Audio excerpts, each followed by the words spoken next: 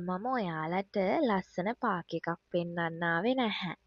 අද මම ඔයාට මතක් කරන්න ආවේ ජීවිතේ කොච්චර කාර්යබහුල වුණත් අපි වෙනුවෙන් ජීවත් වෙන්න අමතක කරන්න එපා කියලා. ඉතින් මේ ගමන මගේ හිත වෙනස් කළාද? එන්න එකට බලමු. හායි යාළුවනේ කොහමද ඔයාලට? මම අකේෂා. ඔයාලා මගේ YouTube channel එකට අලුතෙන් එකතු වුණා නම් මම ඔයාලව සාදරයෙන් පිළිගන්නවා. හැම වෙනසක්ම පටන් ගන්න ලොකු තීරණයකින් නෙවෙයි. පුංචි පුරුද්දකින්. ඒ නිසා හැම රැයකම මම ඊළඟ දවස ප්ලෑන් කරනවා. මොකද ලියපු හීනවලට පාර හොයාගන්න ලේසි.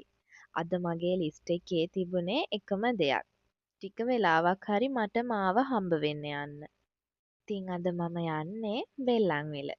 සමහර වෙලාවට අපිට ඕන වෙන්නේ ලොකු ඇකේෂන් එකක් නෙවෙයි. ටික වෙලාවකට හරි රූටින් එකෙන් පොඩ්ඩක් එළියට යන්න.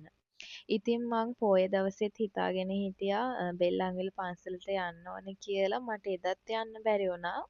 මගේ බර්ත්ඩේ එක දවසෙත් මං යන්න හිතාගෙන හිටියේ මට එදත් යන්න බැරි වුණා මගේ වැඩ නිසා. ඉතින් මට යන්න පුළුවන් වෙච්ච පළවෙනි මොහොතේම මං ගියා බෙල්ලන්විල පන්සලට. ඇත්තටම හරිම ලස්සන පන්සලක්.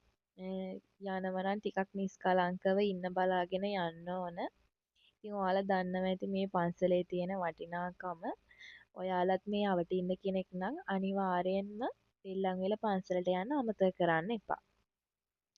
අපේ ජීවිතය ගැන වැඩිය හිතලා ස්ට්‍රෙස් වෙන වෙලාවල් තියෙනවනේ. ඒත් සමහර පිළිතුරු හම්බ වෙන්නේ නිහඬව ඇවිදින ගමන් නැත්නම් මේ වගේ ගමනකදී. ඉතින් ඔයාලත් try කරලා බලන්න හිතට මොනවා හරි වෙහෙසක් දැනෙන වෙලාවක තමන්ගේ දවස මේ වගේ මැනේජ් කරගන්න පුළුවන්ද කියලා. බෙල්ලන්විලට ආපු හැම වෙලාවකම මම අනිවාර්යෙන්ම පන්සලටත් එනවා. මෙතනට ආවම දැනෙන නිස්කලංක බව වෙනස්ම විදිහක්. පන්සල කියන්නේ ඉල්ලීම් විතරක් කරන තැනක් නෙවෙයි. ටික වෙලාවකට හරි හිත නිහඬ කරගන්න පුළුවන් තැනක්. අදත් මම ප්‍රාර්ථනා කළේ මට විතරක් නෙවෙයි. මාත් එක්ක ඉන්න හැමෝගෙම සතුට, නිරෝගීකම සහ හිතේ සැනසීම ලැබෙන්න කියලා. ජීවිතේ හැම ප්‍රශ්නයකටම එකපාරට උත්තර ලැබෙන්නේ නැති වෙන්න පුළුවන්. ඒත් විශ්වාසය නැති කරගන්න එපා. ඉතින් ඔයාලත් බෙල්ලන්විල ආවොතින් මෙන්න මෙතන තියෙන පොඩි කිරිහට් එකෙන් ෆ්‍රෙෂ් මිල්ක් එකක් බොන්න නම් අමතක කරන්න එපා. ඒක නම් මාරම රසයි. ඉතින් මම පන්සලේ ටික වෙලාවක් ඉඳලා මේ යන්නේ බෙල්ලන්විල පාක් එක පැත්තට.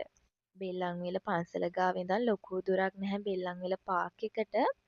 මේකේ එන්ට්‍රන්ස් එකට සල්ලි ගන්න නැහැ. හැබැයි වෙහිකල් එකක් පාක් කරනවා නම් රුපියල් 50ක වගේ මුදලක් ගන්නවා මං හිතන්නේ. ඊට පස්සේ ඉතින් මම ගියා හැමෝම දන්නවා බෙල්ලන්විල පාක් එක ප්‍රසිද්ධ මෙන්න මේකට. අපිට ඇවිල්ලා රුපියල් 150ක වගේ මුදලකට පැය 1යි විනාඩි 10කට වගේ ගන්න පුළුවන් ටිකට් එකක් අරගෙන මේ වගේ බයික් එකක්. අරගෙන ඉතින් දිග්ගටම රවුම් යන්න තමා තියෙන්නේ. ඇත්තට මේ ජොගින් පාත් එකේ ගොඩාක් අය ජොගින් කරන්න ඇවිල්ලා ඉන්නවා, බයිසිකල් පදින්න ඇවිල්ලා ඉන්නවා. ඉතින් බය නැතුව, ලැජ්ජ වෙන්නේ නැතුව ඕන කෙනෙක්ට මේ බයික් අරගෙන ලොකු පොඩි හැම කෙනෙක්ටම මෙතනට වෙලා නිදහසේ ඉන්න පුළුවන්. ඇත්තට මේක මාරම වෙනස් අත්දැකීමක්. අපි ගමේ ඉන්න කාලෙවත් ඇත්තටම මෙහෙම බයික් එකක් අරන් ගම වටේවත් යන්නේ නැහැනේ. හැබැයි මේ කොළඹට ආවට පස්සේ අපේ හිතේ තියෙන ස්ට්‍රෙස් එක නැති වෙන්න, මහන්සිය නැති වෙන්න මේ හැම දෙයකටම අපිට පුළුවන් මෙන්න මේ වගේ දෙයක් කරලා ඒ වෙලාවට අපිට දැනෙන හැඟීම ඇත්තටම වචන වලට පෙරලන්න හරිම අමාරුයි. මාරම නිදහසක් දැනෙන්නේ. සමහර දවස් තියෙනවා උදේ ඇස් ඇරපු වෙලාවේ ඉඳන් රෑ නිින්ද යනකම්ම අපි දුවනවා. වැඩ වෙනුවෙන්, හීන වෙනුවෙන්, වගකීම් වෙනුවෙන් ඒත් එක මොහොතකට හරි අපි ගැන හිතනවද? ඊයේ රෑ මම අද දවසේ ප්ලෑන් කරද්දී එක දෙයක් හිතාගත්තා. හෙට දවසේ මට ටිකක් හරි හුස්ම ගන්න වෙලාවක් දෙන්න කියලා. ඒ සිතුවිල්ලත් එක්ක අද මම ආවේ බෙල්ලන්විලට. පාර දිගේ එනකොට මම මිනිස්සු දිහා බලනවා. හැමෝම කොහේ හරි යනවා. කෙනෙක් වැඩට, කෙනෙක් ගෙදර, කෙනෙක් තමන්ගේ හීන පස්සේ අපි හැමෝම ගමනක යනවනේ.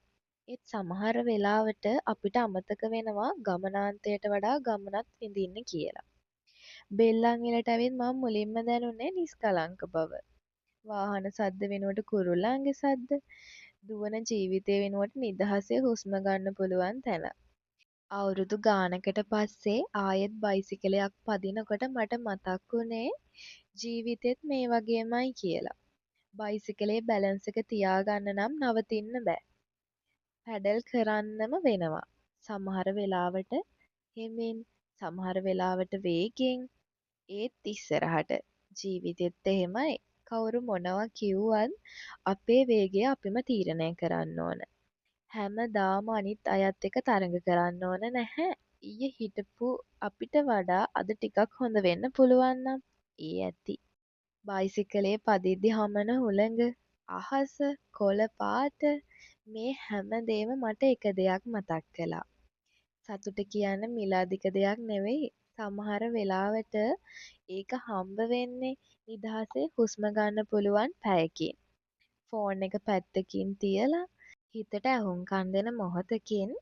ඉතින් මේ ව්ලොග් එක බලන ඔයාටත් මම කියන්නේ ජීවිතේ කොච්චර බිසි වුණත් මාසෙකට එක දවසක් හරි ඔයා වෙනුවෙන් වෙන් කරන්න.